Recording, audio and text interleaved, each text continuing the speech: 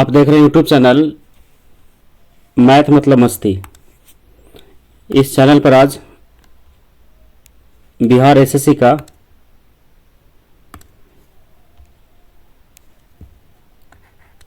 Inter level का एक practice set देखेंगे। यह प्रैक्टिस सेट जो है रुक्मणी प्रकाशन से लिया गया है और यह सेट नंबर 17 होगा। इसके पहले तक सेट नंबर 16 कंप्लीट किया जा चुका है, जो आपको इसी चैनल पर आसानी से मिल जाएगा। तो चलिए शुरू करते हैं आज का सेट नंबर 17। और इस वीडियो में हम लोग केवल जीके और जीएस वाले प्रश्न को देखेंगे और शेष जो मैथ और रीजनिंग का प्रश्न है उसके लिए अलग से वीडियो होगा। तो चलिए शुरू करते हैं सेट नंबर 17 का। देखिए पहला प्रश्न है, दीफू दर्रा कहाँ स्थित है। तो पूछ रहा है कि दीफू दर्रा जो है कहाँ है। तो ये कहाँ है? अरुणाचल प्रदेश में है। कहाँ है ये? अरुणाचल प्रदेश।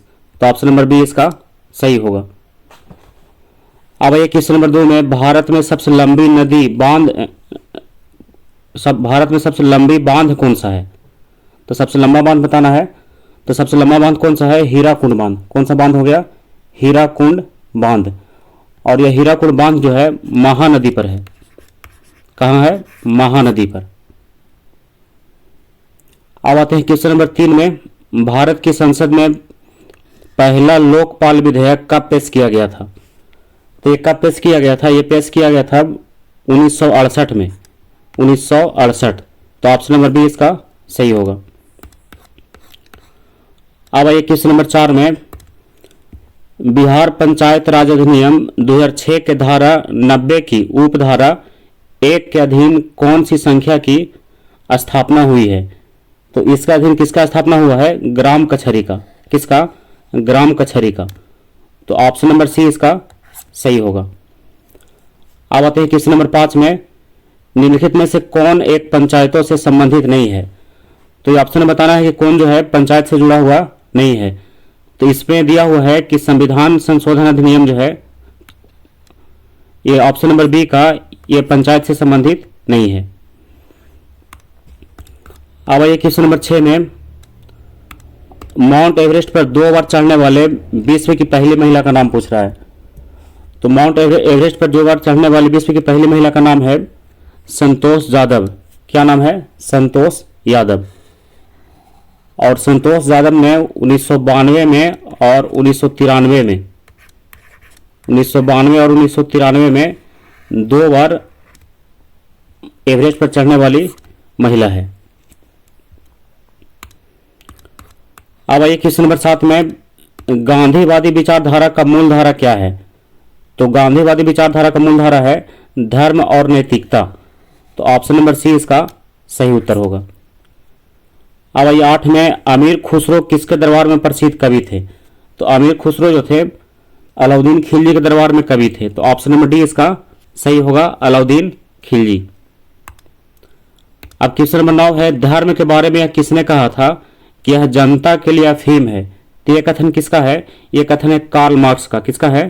Karl Marx. तो ऑप्शन नंबर डी इसका सही उत्तर होगा।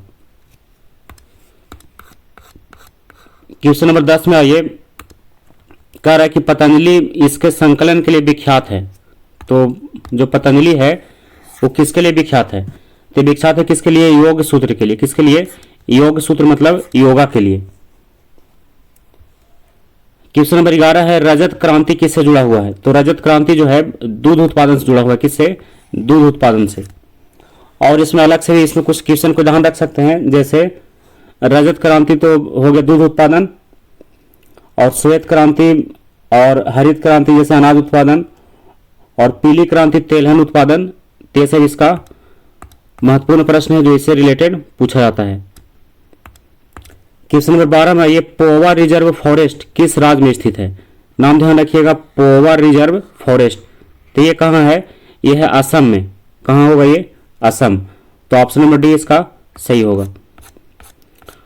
अब आइए क्वेश्चन नंबर 13 में, भारत का मानक समय रेखा किस जिले से होकर गुजरती है। तो ये कहाँ से होकर के गुजरती है? ये गुजरती है कहाँ से? मिर्जापुर से। कहाँ से? मिर्जापुर से। और आपको पता होगा कि मिर्जापुर जो है यूपी में है। कहाँ है? यूपी में।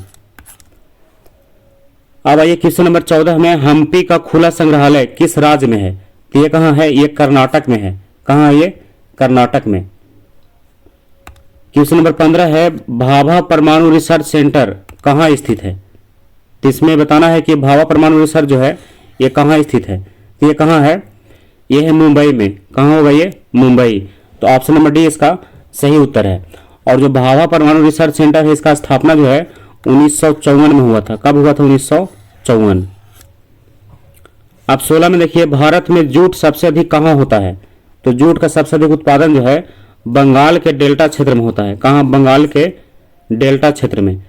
तो ऑप्शन नंबर इसका सी जो है सही होगा। अब आइए 17 में, नीलगिरी की पहाड़ी क्षेत्रों में किसकी खेती की जाती है? तो नीलगिरी के पहाड़ी क्षेत्रों में कॉफी की खेती की जाती है। तो ऑप्शन नंबर सी इसका सही होगा, कॉफी। क्वेश्चन नंबर 18 है, इसमें मिलान करने के लिए दिया हुआ है कि निम्न में से कौन सुमेलित नहीं है? तो देखिए इसमें कौन सुमेलित नहीं है? तो इसमें एक तरफ विषय है और एक तरफ मान्यता, यानी इस विषय को मान्यता कब दिया गया है? तो जैसे संस्कृत को कह रहा है 2004 में, तो संस्कृत को 2004 में नहीं 2005 में मान्यता दिया गया है, इसलिए ऑप्शन नंबर ए इसका क्या है? गलत होगा, जो इसका अनुसार सही है। और बाकी कन्नड़ का 2008, मलयालम का 2013 और ओडिया का 2014। बाकी बी, सी और डी जो है सही है, लेकिन ए वाला गलत है। तो इसमें यही इसका आंसर सही है, क्योंकि पूछ रहा था कि कौन सुमेलित नहीं है। तो ऑप्शन नंबर इसका हो गया ए। अब आइए 18 में, यूएन सुरक्षा परिषद में कितने अस्थायी सदस्य हैं? तो अस्थायी सदस्यों की संख्या कितना है? 5 है। अस्थायी सदस्यों की संख्या कितना होगा? 5 होगा। अब आते हैं क्वेश्चन नंबर, और इसमें अस्थायी सदस्यों का नाम भी आप ध्यान रखिएगा, जैसे अमेरिका, फ्रांस, चीन, रूस और इंग्लैंड।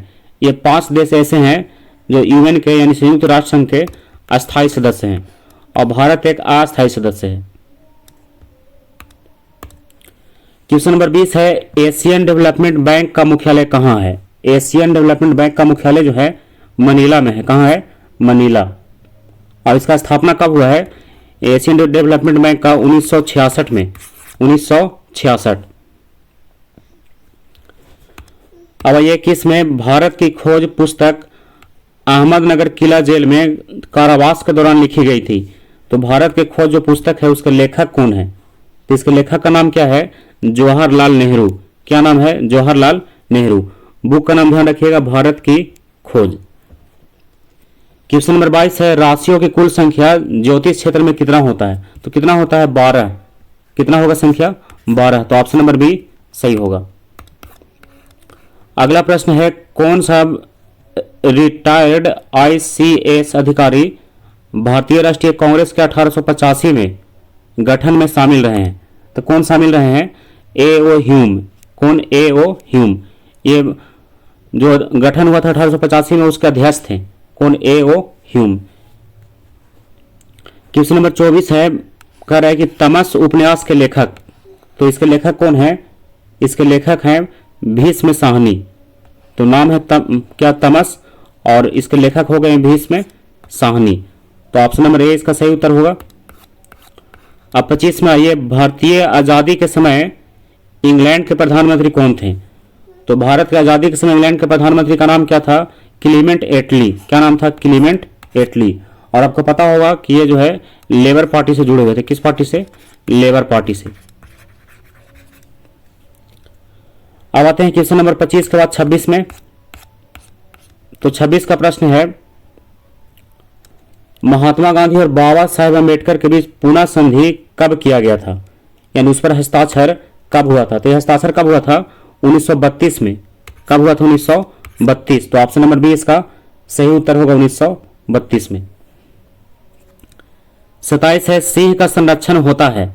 तो पूछ रहा है कि सिंह का संरक्षण जो है किस पार्क से जुड़ा हुआ है, यानी किस पार्क में होता है? इसका सही उत्तर है गिर नेशनल पार्क। क्या होगा इसका उत्तर? गिर national park. Option number D इसका सही है, गिर नेशनल पार्क। और यह है कहाँ? यह है गुजरात में। गिर नेशनल पार्क कहाँ है? गुजरात में। अब आइए क्वेश्चन नंबर 28 में कह रहा है कि प्रसिद्ध पेंटर राजा रवि वर्मा किस रियासत से जुड़े थे। तो इनका जुड़ाव जो है किस रियासत से था, श्रावणकोर से। किससे, श्रावणकोर। तो ऑप्शन नंबर बी इसका सही है, श्रावणकोर। 29 में है बिहार में बहने वाली नदियों में किसका उद्गम अमरकंटक में है। तो अमरकंटक में किसका उद्गम है, सोन नदी का। किसका, सोन नदी का। तो ऑप्शन नंबर बी इसका सही उत्तर होगा, सोन नदी। और यह सोन नदी जो है बिहार में पटना के निकट मनेर एक जगह है, मनेर, वहां आकर के और गंगा में मिल जाती है। क्वेश्चन नंबर 30 है कि पूर्ण स्वराज का संकल्प कांग्रेस के द्वारा कब पारित किया गया। तो कब पारित किया गया था, 31 दिसंबर 1929 को, और लाहौर के अधिवेशन में पारित किया गया था 31 दिसंबर 1929। तो ऑप्शन नंबर बी इसका सही होगा। अब आइए 31 में मार्को पोलो 1292 से 1294 के मध्य खाली जगह से भारत है, मतलब कहां से भारत आया था। तो भारत कहां से आया था, यह आया था वेनिस से भारत आया था। कहां से, वेनिस। तो इसका सही उत्तर होगा कौन सा, ऑप्शन नंबर डी यानी वेनिस। क्वेश्चन नंबर 32 है भारत के संविधान के अनुच्छेद 243 ख के अधीन कौन स्वशासी संस्था की स्थापना की गई है। तो किसका स्थापना किया गया था, पंचायत का। किसका, पंचायत। आप ध्यान रखिएगा अनुच्छेद 243 का ख। क्वेश्चन नंबर 33 है सिरपुर में किस राजवंश के शासनकाल में रानी वास्टा ने ईंटों से एक मंदिर का निर्माण कराया था। तो किस राजवंश के शासनकाल में हुआ था। तो इसका सही उत्तर होगा पांडु वंश। कौन सा वंश, पांडु वंश। तो ऑप्शन नंबर सी सही है। 34वां ये कह रहा है कि प्रसिद्ध तवांग मठ किस राज्य में स्थित है। तो मठ का नाम है तवांग। ये कहाँ है, तो ये कहाँ स्थित है, यह है अरुणाचल प्रदेश में। कहाँ है ये, अरुणाचल प्रदेश। तो ऑप्शन नंबर डी इसका सही उत्तर होगा। अब 35वां ये कह रहा है कि प्राथमिक विपणन समिति किस कार्य को नहीं करती है। तो उसका कौन सा कार्य इसमें से नहीं है। तो इसका ये ऑप्शन सी में जो दिया हुआ है समर्थन मूल्य का निर्धारण, ये प्राथमिक विपणन समिति का कार्य नहीं है। बाकी उपज की बिक्री करना, यातायात की सुविधा और संग्रहण करना सब उसका कार्य है, लेकिन समर्थन मूल्य का निर्धारण करना उसका कार्य नहीं है। तो ऑप्शन नंबर सी इसका सही होगा। अब 36 में देखिए मशहूर नाइक जूते और कपड़े भारत सहित अन्य देशों में पहने जाते हैं। शब्द नाइक का अर्थ क्या है, नाइक NIK, इसका अर्थ पूछ रहा है, यानी पूरा नाम इसका क्या है, या फिर एक जो ऑप्शन के अनुसार किससे जुड़ा हुआ है। तो देखिए किससे जुड़ा हुआ है, विजय की यूनानी देवी से। किससे, विजय की यूनानी देवी से जुड़ा हुआ है कौन सा नाम, नाइक। तो आप इसको देखे होंगे किसमें, जूते में और कपड़े में। क्या नाम है इसका, नाइक। तो किससे जुड़ा हुआ है, विजय की यूनानी देवी से। 37वां ये निम्नलिखित में से कौन सा सुमेलित नहीं है। तो इसमें एक दिया हुआ है विधानसभा का स्पीकर के साथ जो जोड़ रहा है, क्या है, सुमेलित नहीं है। बाकी सब सुमेलित है। राज्यसभा का सभापति, विधान परिषद का सभापति और लोकसभा का स्पीकर, लेकिन विधानसभा का स्पीकर जो क्या है, गलत है। विधानसभा का जो अध्यक्ष होता है उसको विधानसभा अध्यक्ष बोला जाता है, यानी उसकी जो क्या इसमें लिख रहा है कि विधानसभा की अध्यक्षता करने वाले अध्यक्ष को क्या कहेंगे, विधानसभा अध्यक्ष कहेंगे। तो ये इसमें क्या है, गलत है। बाकी सब जो है इसमें सही है। अब 38वां ये राज्यसभा के लिए उपराष्ट्रपति के द्वारा कितने सदस्य मनोनीत किए जाते हैं। तो कितने सदस्य का मनोनयन किया जाता है, 12 सदस्य का। कितने का, 12। तो ऑप्शन नंबर बी इसका सही है, 12। और आपको इसमें और जानकारी होगा कि लोकसभा में 2 आंग्ल भारतीय का मनोनयन किया जाता है। कितने का, 2 आंग्ल भारतीय, यानी जो विदेशी व्यक्ति जो भारत में रह गए हैं उनका 2 चयन किया जाता है, और बाकी राज्यसभा के लिए 12 व्यक्ति का। तो क्वेश्चन नंबर 38 हो गया। अब आइए क्वेश्चन नंबर 39 में। तो 39 का प्रश्न है डोल उत्सव या डोला यात्रा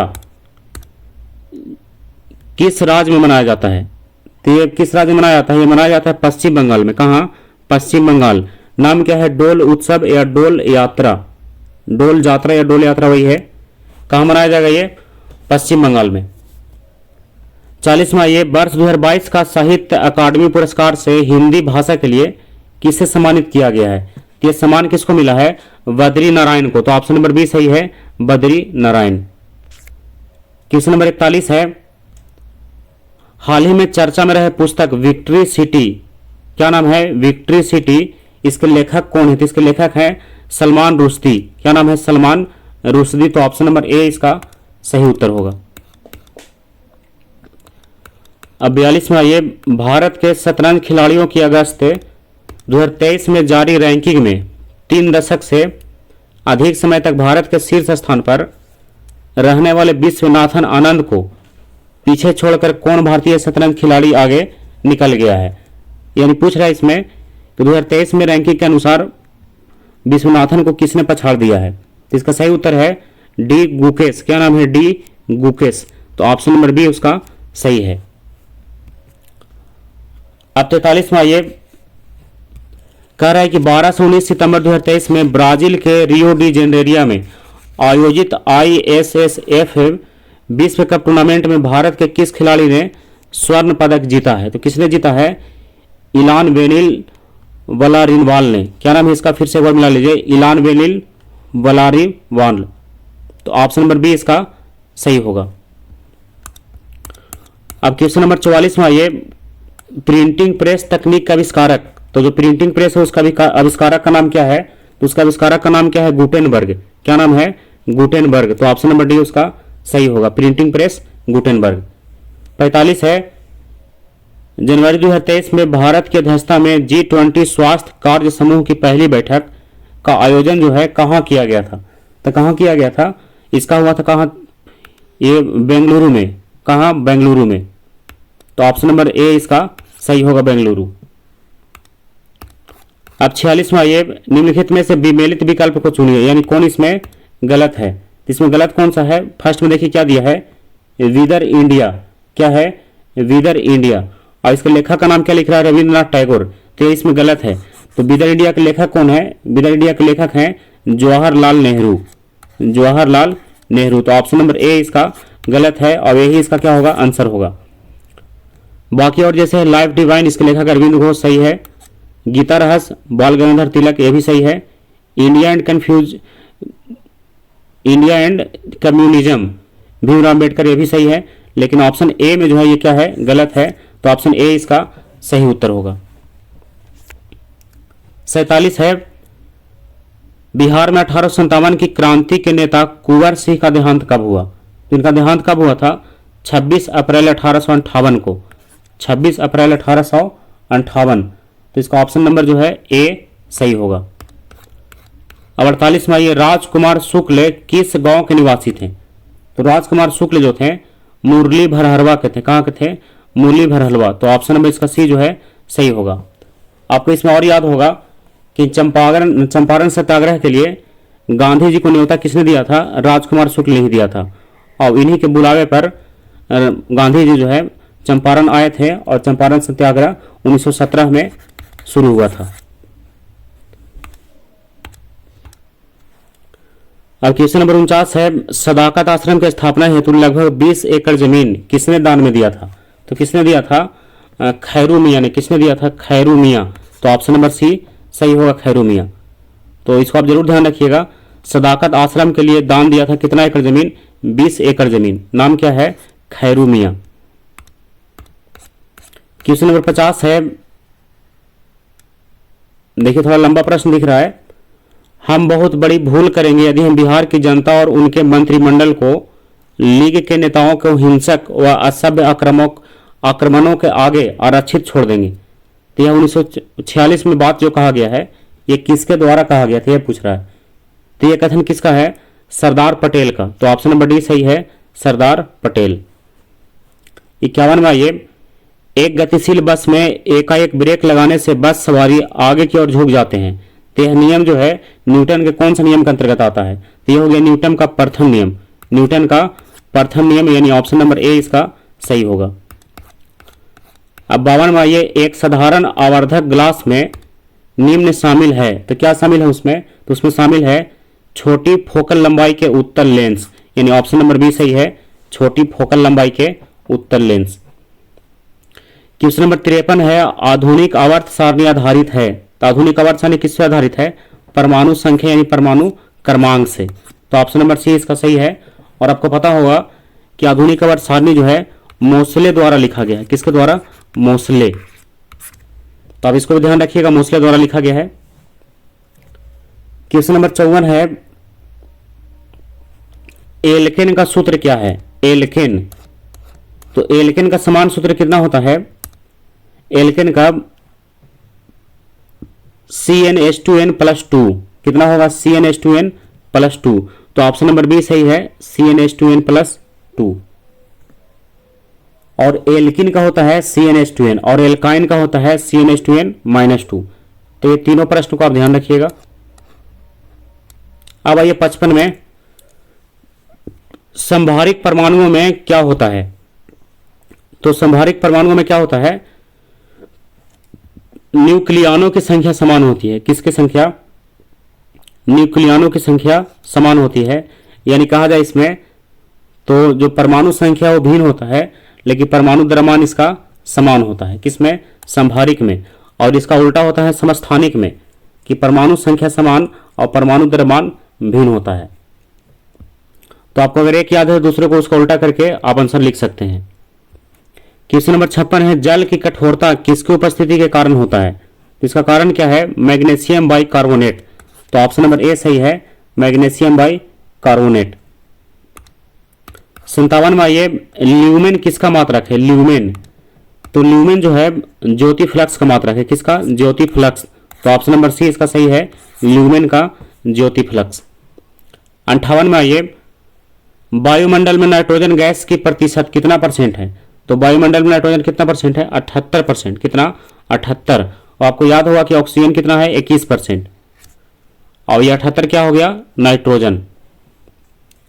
59 है, सूर्य के प्रकाश में किस रंग का प्रकीर्णन सबसे अधिक होता है? तो सबसे अधिक प्रकीर्णन किसका होता है? बैगनी का। किसका? बैगनी का।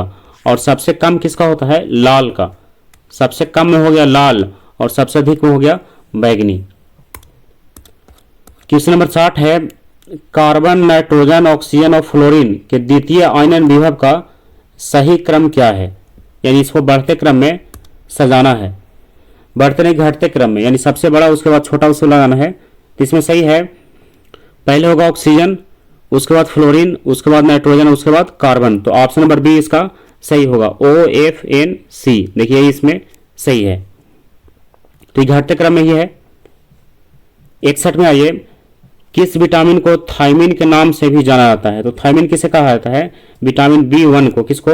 B1 को। तो ऑप्शन नंबर बी इसका सही है, विटामिन B1। जैसे विटामिन ए को रेटिनॉल कहा जाता है, उसी प्रकार से और है विटामिन B7 को बायोटीन, विटामिन B3 को नियासिन। इस प्रकार से और प्रश्न इसमें आप ध्यान रख सकते हैं। अब आते हैं क्वेश्चन नंबर 61 के बाद 62 में। तो 62 का प्रश्न है, RNA का मुख्य कार्य कौन सा है? तो ऑप्शन के अनुसार बताना है कि RNA का मुख्य कार्य इसमें से कौन सा है। तो इसका मुख्य कार्य है कि प्रोटीन संश्लेषण में सहायता करना। तो ऑप्शन नंबर बी इसका सही है कि प्रोटीन संश्लेषण में क्या करता है? सहायता करता है। आइए 63 में, एल्युमिनियम सल्फेट का प्रयोग किया जाता है, किसके लिए किया जाता है? तो इसका प्रयोग किया जाता है कपड़ों की छपाई में भी और आग बुझाने में भी। तो ऑप्शन नंबर सी इसका सही है, दोनों में, कपड़ों की छपाई और आग बुझाने में। किसका प्रयोग? एल्युमिनियम सल्फेट का। 64 में आइए, निम्न में कौन सा संयोजन अभिक्रिया है? तो ऑप्शन के अनुसार देख करके बताना है इसमें कि संयोजन अभिक्रिया इसमें से कौन सा है। और एक से अधिक भी हो सकता है, क्योंकि ऑप्शन में 1, 2 और 2, 3, 3, 4 इस टाइप से दिया हुआ है। तो इसमें देखिए कौन सा सही है। इसमें है, इसका दूसरा और तीसरा क्या है? संयोजन अभिक्रिया है, दूसरा और तीसरा। संयोजन अभिक्रिया का परिभाषा क्या होता है कि दो छोटा छोटा तत्व मिल करके या फिर दो छोटा छोटा परमाणु मिल करके और एक बड़े परमाणु का निर्माण करता है। तो उसी को क्या कहेंगे हम लोग? संयोजन। तो ये क्या है? 2 और 3 में ऐसा दिख रहा है। तो इसका सही उत्तर होगा 2 और 3, यानी ऑप्शन नंबर इसका सी सही होगा। कौन सा अभिक्रिया का? संयोजन। संयोजन में 2 को जोड़ करके एक नया पदार्थ बनाता है, और एक इसका उल्टा होता है वियोजन, जिसमें एक टूट करके और 2 नए पदार्थ में बट जाता है। अब आइए क्वेश्चन नंबर 65 में। तो 65 का प्रश्न है, किसी तत्व की परमाणु संख्या 35 है और 18 इलेक्ट्रॉन, तो उस तत्व में प्रोटॉन कितना होगा? ये तो बहुत ही प्रश्न है। तो इसमें कितना होगा? 17 होगा। कितना होगा? 17। आपको पता होगा कि परमाणु द्रव्यमान जो है ये इलेक्ट्रॉन और प्रोटॉन की संख्याओं का योग होता है। किसका? इलेक्ट्रॉन का और प्रोटॉन का। इसका सही उत्तर कितना हो गया? 17। 65 का क्वेश्चन आंसर कौन सा होगा? 17। अब आइए क्वेश्चन नंबर 66 में, आमों का पीला रंग किसकी उपस्थिति के कारण है? तो आमों का पीला रंग जो है ये किसकी उपस्थिति के कारण होता है? पर्णपतिक के यानी कैरोटीन। तो ऑप्शन नंबर डी सही है, पर्णपतिक यानी कैरोटीन। अब 67 में आइए, एक बर्तन लंबे समय तक नम हवा के संपर्क में रहता है, यह एक हल्की हरी कोटिंग प्राप्त करता है। तो बर्तन किससे बना हुआ है? तो बर्तन किस चीज का है ये? तो बर्तन हुआ किसका? तांबे का। किसका? तांबे का। तो ऑप्शन नंबर डी इसका सही है। अब 68 में आइए, दांतों के डॉक्टर द्वारा परीक्षण के दौरान दांत पर प्रकाश संकेंद्रित करने के लिए किस दर्पण का प्रयोग किया जाता है? तो किस दर्पण का प्रयोग किया जाता है? अवतल दर्पण का। किसका? अवतल दर्पण का। तो आप इसको ध्यान रखिएगा, डॉक्टरी सहायता में या तो फिर सैलून में किस दर्पण का प्रयोग होगा? अवतल का। 69 में आइए, एक वृक्ष के पारिस्थितिकी तंत्र में संख्या का पिरामिड होगा। तो संख्या का पिरामिड जो है सीधा होगा। क्या होगा? सीधा होगा। तो ऑप्शन नंबर ए इसका सही है। अब क्वेश्चन नंबर 70 है, एक निश्चित क्षेत्र में प्राथमिक उत्पादकों की संख्या सर्वाधिक होगी। तो किस क्षेत्र में होगा? कह रहा है कि तालाब के पारिस्थितिकी तंत्र में। किसमें? तालाब के पारिस्थितिक तंत्र में। तो ऑप्शन नंबर सी इसका सही है, तालाब के पारिस्थितिक तंत्र। 71 में आइए, निम्नलिखित में से कौन से तत्व की परमाणु संख्या 33 है? तो 33 किसका होता है? 33 होता है आर्सेनिक का। किसका? आर्सेनिक। तो ऑप्शन नंबर इसका सी जो है सही होगा, आर्सेनिक का होता है कितना? 33। अब 72 में आइए, HIV का जीन होता है। तो HIV का जीन जो है कैसा होता है? SSRNA के जैसा होता है। किसका ऐसा? SSRNA। तो ऑप्शन नंबर सी इसका सही उत्तर होगा। अब 73 में आइए, तो 73 का प्रश्न है, निम्नलिखित में से कौन से कथन सही है? तो इसमें कौन सा कथन सही है? इसमें सही है, देखिए पहला इसका पूछ रहा है, पहला इसमें दिया हुआ है कि CO2 को शुष्क बर्फ के रूप में जाना जाता है। तो सही है। दूसरा है, CO2 गैस चूने जल को दूधिया कर देता है। ये भी सही है। और तीसरा है, CaCO3 यानी कैल्शियम कार्बोनेट को अकेले गर्म करने पर कार्बन डाइऑक्साइड गैस निकलती है। ये भी सही है। यानी 1, 2, 3 सभी इसका सही है। इसलिए ऑप्शन नंबर ए सही होगा कि सभी क्या है? सही है। अब आइए 73 के बाद 74 में, जल में नमक को घोलने से प्राप्त होता है। तो जल में नमक को घोल दिया जाए तो क्या प्राप्त होगा? एक समांगी मिश्रण प्राप्त होगा। क्या प्राप्त होगा? एक समांगी मिश्रण। तो ऑप्शन नंबर ए इसका सही है, एक समांगी मिश्रण। अब आज का लास्ट प्रश्न है क्वेश्चन नंबर 75, कोशिका आकार का निम्नलिखित में से कौन सा युग्म सही है? तो देखिए इसमें कौन सा सही है। पहला दे रहा है कि लाल रक्त कोशिकाएं जो है गोलाकार होता है, तो ये तो सही है ही। दूसरा है कि पेशी कोशिका किसके रूप में होता है? ये दे रहा है कि तर्कोरूपी होता है। किसके रूपी? तर्कोरूपी। तो ऑप्शन नंबर 2 भी सही है। तो 1 और 2 दोनों सही है, यानी ऑप्शन नंबर इसका बी जो है सही होगा, 1 और 2 दोनों। इसलिए इसका सही उत्तर हो गया ऑप्शन नंबर बी। अब आज के वीडियो में हम लोग सेट नंबर 17 का क्वेश्चन नंबर 1 से लेकर के 75 तक, यानी जहां तक जीके और जीएस का प्रश्न था, वो सारे प्रश्न को कंप्लीट कर लिए हैं। अब अगला वीडियो इसी सेट का अगला सेट नंबर कौन सा होगा? 18 होगा। तब तक के लिए